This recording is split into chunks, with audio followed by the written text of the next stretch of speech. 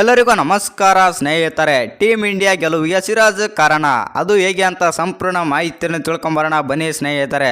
ಅದಕ್ಕಿಂತ ಮುಂಚೆ ನೀವೇನಾದರೂ ಟೀಮ್ ಇಂಡಿಯಾದ ಅಪ್ಪಟ ಅಭಿಮಾನಿಯಾಗಿದ್ದಲ್ಲಿ ಈ ವಿಡಿಯೋಗೆ ತಪ್ಪದೆ ಒಂದು ಲೈಕ್ ಕೊಟ್ಟು ನಮ್ಮ ಚಾನಲನ್ನು ಸಬ್ಸ್ಕ್ರೈಬ್ ಮಾಡ್ಕೊಳ್ಳಿ. ಇನ್ನು ನ್ಯೂಯಾರ್ಕ್ನ ನೌನ್ಸೌನ್ಸಿ ಕೌಂಟಿ ಇಂಟರ್ನ್ಯಾಷನಲ್ ಸ್ಟೇಡಿಯಂನಲ್ಲಿ ನಿನ್ನೆ ಪಾಕಿಸ್ತಾನ ಮತ್ತು ಭಾರತ ವಿರುದ್ಧದ ಪಂದ್ಯದಲ್ಲಿ ಟೀಮ್ ಇಂಡಿಯಾ ರೋಚಕ ಜಯ ಸಾಧಿಸಿದೆ. ಇನ್ನು ಈ ಪಂದ್ಯದಲ್ಲಿ ಟಾಸ್ ಜಯ ಗಳಿಸಿದ ಬಾಬರ್ ಅಜಮ್ ಅವರು ಬೌಲಿಂಗ್ ಆಯ್ಕೆ ಮಾಡಿಕೊಂಡರು. ಅದರಂತೆ ಇನ್ನಿಂಗ್ಸ್ ಆರಂಭಿಸಿದ ಭಾರತ ತಂಡದ ನಿರೀಕ್ಷಿತ ಓಪನಿಂಗ್ ಪಡೆಯುವಲ್ಲಿ ವಿಫಲವಾಯಿತು. ಇನ್ನು ವಿರಾಟ್ ಕೊಹ್ಲಿ ಹಾಗೂ ರೋಹಿತ್ ಶರ್ಮಾ ಬೇಗನೆ ಔಟ್ ಆದರೆ ಆ ಬಳಿಕ ಬಂದ ಅಕ್ಷರ್ ಪಟೇಲ್ 20 ರನ್ಗಳ ಕೊಡುಗೆ ನೀಡಿದರು. ಇನ್ನು ರಿಷಬ್ ಪಂತ್ 31 ಎಸೆತಗಳಲ್ಲಿ 42 ಬಾರಿಸಿದರು ಮತ್ತು ಮೊಹಮ್ಮದ್ ಅಮೀರ್ಗೆ ವಿಕೆಟ್ ಒಪ್ಪಿಸಿ ಔಟ್ ಆದರು. ಇನ್ನು ಪಂತ್ ಔಟ್ ಆದ ಬಳಿಕ ದಿಢೀರ್ ಕುಸಿತಕ್ಕೊಳಗಾದ ಟೀಮ್ ಇಂಡಿಯಾ ಯಾವುದೇ ಬ್ಯಾಟರ್ 2ಕ್ಕಿಂತ ಮೊತ್ತ ಕಲೆ ಹಾಕುವಲ್ಲಿ ಯಶಸ್ವಿಯಾಗಲಿಲ್ಲ. ಇನ್ನು 11ನೇ ಕ್ರಮಾಂಕದಲ್ಲಿ ಕಣಕ್ಕಿಳಿದ ಮೊಹಮ್ಮದ್ ಸಿರಾಜ್ ಕಡೆಯಿಂದ 7 ರನ್ಗಳು ಮೂಡಿ ಬಂತು.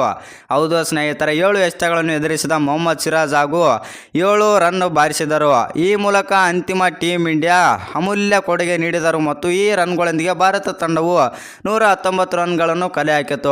ಇನ್ನು ಈ ಗುರಿಯನ್ನು ಬೆನ್ನತ್ತಿದ ಪಾಕಿಸ್ತಾನ ತಂಡಕ್ಕೆ ಕೊನೆಯ ಓವರ್ಗೆ 18 ರನ್ ಬೇಕಾಗಿತ್ತು.